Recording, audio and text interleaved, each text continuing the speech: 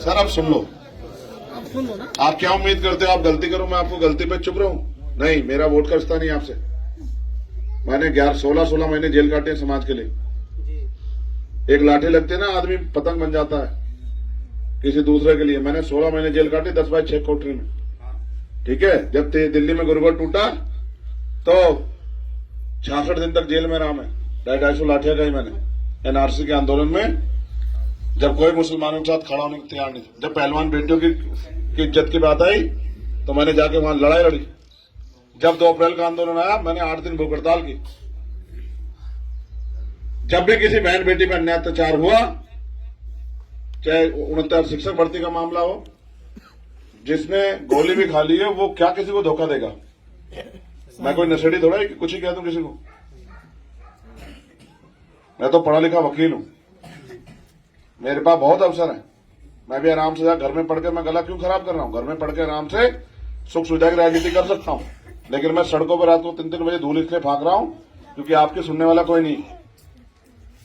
चुनाव के बाद आपकी तरफ पलट के देखने वाला कोई नहीं। आप मरो या जियो, भूखे रहो, प्यासे रहो, फटे कपड़ों में रहो या गंदा पानी पियो, आपको किसी को कोई मतलब नहीं, किसी को फर्क नहीं पड़ता। यहां इस देश में अमीरों कुत्ते भी बढ़िया गाड़ी में घूमते हैं। मालिक जो है उनको बढ़िया दूध पिलाता है, बढ़िया ब्रेड खिलाता है, बढ़िया बिस्कुट खिलाता है। बीमार हो जाते हैं अच्छे डॉक्टर के यहां ले जाता है। गर्मी लगती है तो एसी में रखता है, सर्दी लगती है तो हीटर लगाता है। आपके लिए कोई कुछ करता है क्या? आपको लोग जानवर से भी कम आंकते हैं। ये मेरे दिल में दर्द उठा हुआ है और बीमार भी आजाद समाज पार्टी के लोगों में जो आपके आंसू नहीं देख पा रहे हैं, इसलिए गली गली घूम घूम के समाज को जागरूक कर रहे हैं। बाबा साहब ने अगर ये प्रयास ना किया होता तो आज कुर्सी बैठ जाते क्या? ये कुर्सी ऐसे थोड़ा ही मिल गई, ये कपड़े पहनने का अधिकार ऐसे थोड़ा ही मिल गया।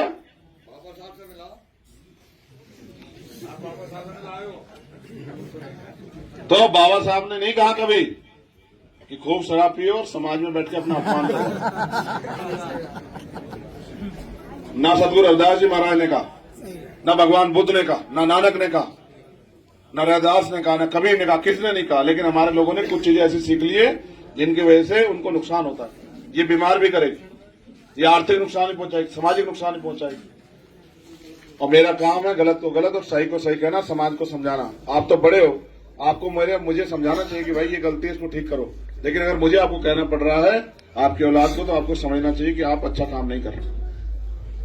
ठीक है, वोट 19 तारीख खत्म हो जाएगी। मुझे 20 तारीख को भी इस लड़ाई को लड़ना है। मैं घर में नहीं बैठ सकता क्योंकि मेरी माँ बहनों को मेरी जरूरत है। मेरे छोटे भाइयों को मूछे रखने पे हत्या होती नहीं होती? बताओ, होती है नहीं होती है? मटकी छूने पे हत्या होती है नहीं होती है? घोड़ी पे बैठने पे अपमान होता नहीं? कौन जाता है मेरे अलावा? बताओ, जाता है कोई? तो फिर मुझे अपना काम करना है और इसके लिए मुझे तनख्वाह मिलती है मुकदमों के रूप में। जितनी मेरी उम्र नहीं, इससे ज्यादा मुकदमे मेरे ऊपर। 39 मुकदमे मेरे ऊपर, सारे समाज के। एक भी मेरा अपना नहीं है कि मैंने किसी को बेकह दिया। समाज की लड़ाई आसान थोड़ी लड़ना। समाज की लड़ाई लड़ने जाता है कोई भी कुछ ही कह देता है, लेकिन हमारे महापुरुष नहीं घबराए, महापुरुष नहीं डरे तो हम क्यों डरे? सही बात। जब हमारे महापुरुषों ने अपने बच्चों को कुर्बानियां दी है और समाज के लिए कुछ कहा तो हम भी करेंगे। ठीक है, आपने मुझे बुलाया, भाई आपसे भी कह रहा हूं, मुस्लिम समाज के लोगों को मदद कराओगे नहीं कराओगे? पक्का? मैं आपको भी कह रहा हूं, जब चंद्रशेखर हाथ पकड़ता छोड़ता नहीं है। कोई ऐसी लड़ाई नहीं जिसमें मैंने आपका साथ न दिया। और ईमानदार से कह रहा हूं, जब तक जीऊंगा आप मुझे वोट से मेरा रिश्ता नहीं, आप साथ दो ना दो, लेकिन अगर आपके साथ कोई अन्याय होगा तो याद रखना चंद्रशेखर बीच में खड़ा है, उन ताकतवर डोकर आपको याद रखना। ठीक है, मैं वो नेता नहीं जो वोट की राजनीति के उसमें हूं। हम तो व्यवस्था परिवर्तन की लड़ाई लड़ रहे हैं कि देश में जाति के आधार पर जो शोषण होता है गरीबों के साथ बंद हो, धर्म के आधार पर जो शोषण होता है वो बंद, और जो आर्थिक आधार पर शोषण हो रहा है कि एक आदमी पे इतनी संपत्ति है कि उस पर रखने की जगह नहीं और एक आदमी पे खाने को रोटी नहीं है, गैर बराबरी खत्म हो। जब देश आजाद हो धनदर्ती राजपाट नहीं बटा, पैसे वाले लोग पैसे वाले रहे, गरीब गरीब रहा। तो अभी तक शुरू भी नहीं हुआ, अभी तक संविधान खत्म करने के लिए पीछे पड़ गए लोग। तो अभी हमें बहुत कुछ करना है, हम लड़ते रहेंगे। आपने मुझे बुलाया, धन्यवाद। फिर कभी मुलाकात